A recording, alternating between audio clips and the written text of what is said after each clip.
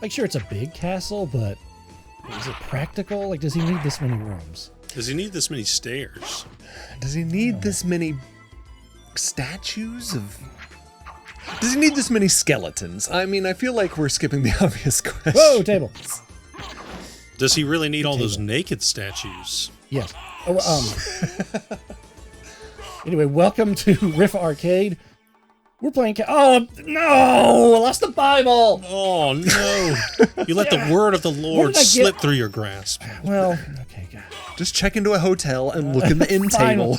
Isn't it like a double sin to steal a Bible? It's like a 2-for-1? I don't know.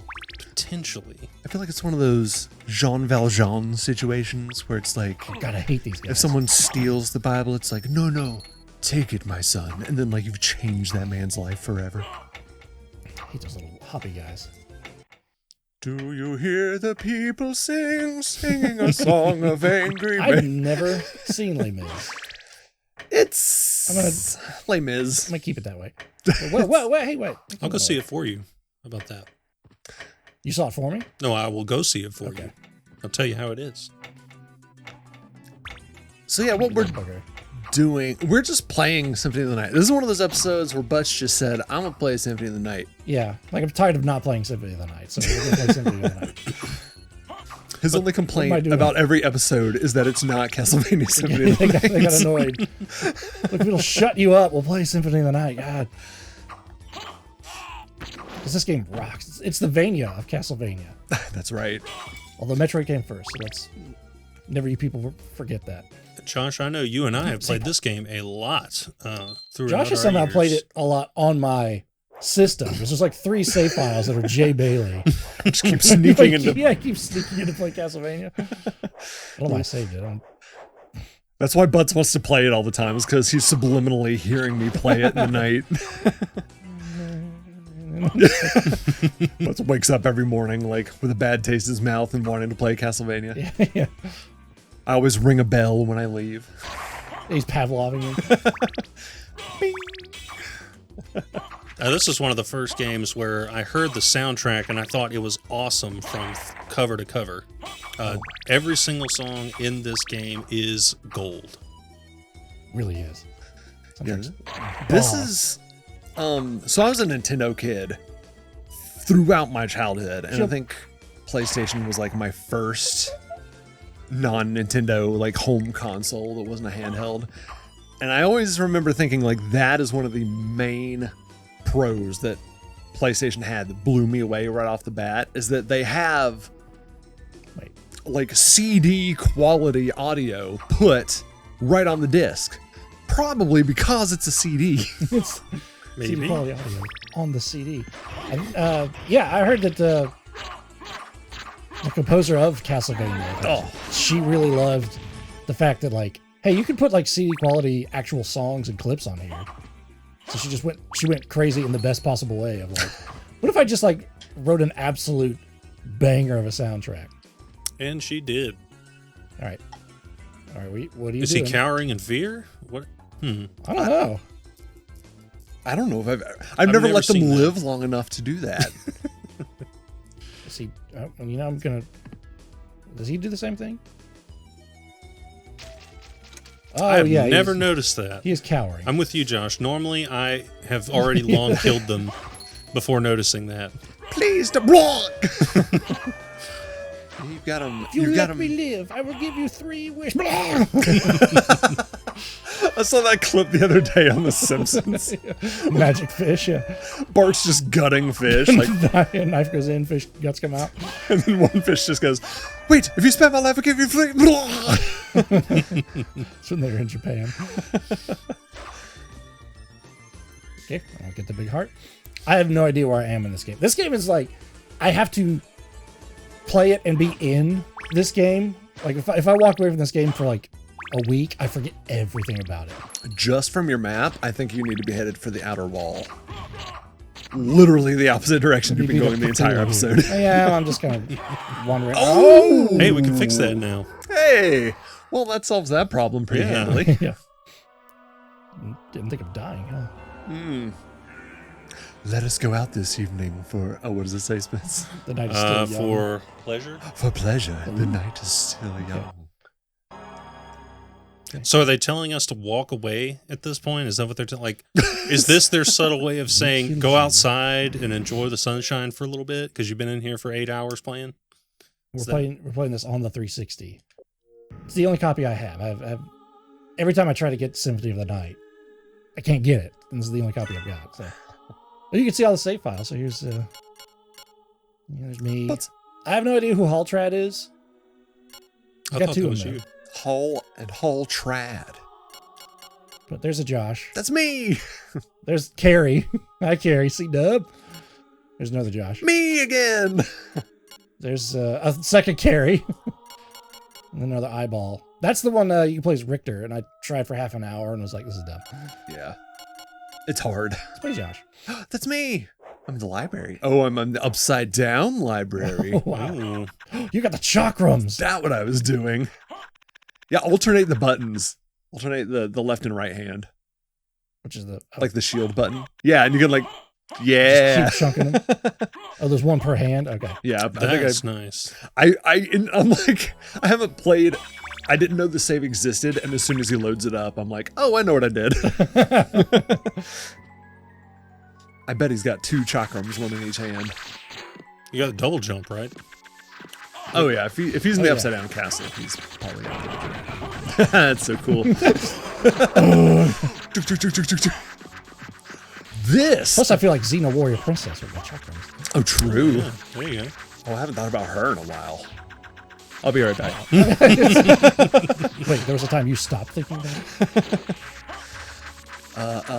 Whoa. Oh yeah, I was gonna say that's one of the coolest things about this game is, I mean, you've got Dark Souls and games like that where they're like, you can do different builds, and I'm like, yeah, but like all the other builds suck to me, so I'm just gonna stick with the one. But Castlevania, this game is one of the few games where I'm like, I actually like other builds are really cool and handy and like work really well. I like the details in the sprites of the enemies, and I like discovering new things. For example, I had just now realized that was a person impaled on a spear that was hopping around down there. I just now realized that. Mm-hmm. Now I will have nightmares. Mm-hmm.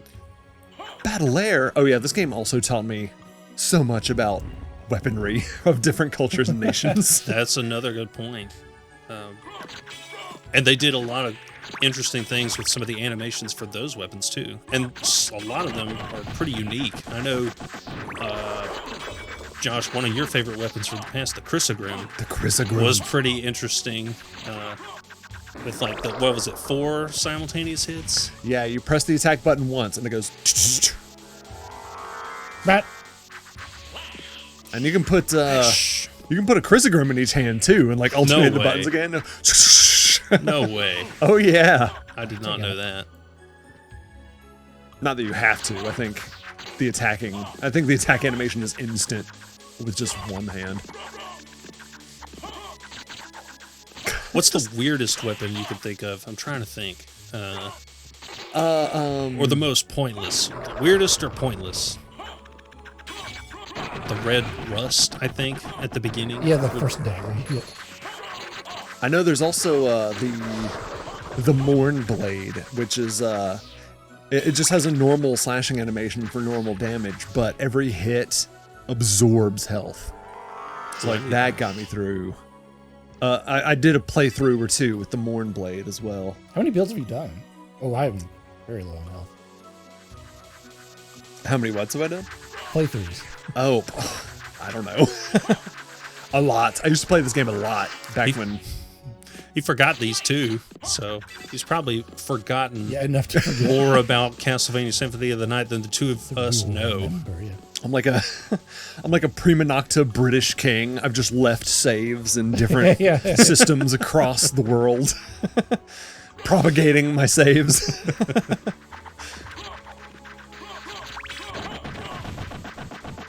What did he think he was going to do with that broken sword? You really think that was going to work? Oh, I got the time thing. Do I do the time? No, I don't keep that. Yeah, I don't use the time thing as much. only on like 4 or 5 of my saves do I use the time. Yeah. A small percentage, only about 7.2% of my playthroughs. Yes. I love getting the poison mist and then just like hovering above enemies. You can't touch me. You can't touch me. You just turn into an unkillable death. Yeah, pretty much. So, Josh, is this the beginning of the Upside Down Castle? Because you don't have the poison mist. Yep, sure is. All right. Yeah, it looks like I came to the Upside Down Castle and went straight to the library. And you would say, this is like... To the library. So this is halfway if you do the true ending, if I remember. Because couldn't the game end with the right side up castle? Yeah. If you forget to... I can't remember exactly what you had to do. Yeah, you have to get it's like the crystal glasses or something like that. And that lets you... Like the final boss of the normal castle, or if you get the bad ending, it's the final boss of the whole game, is actually a vampire hunter that's been possessed.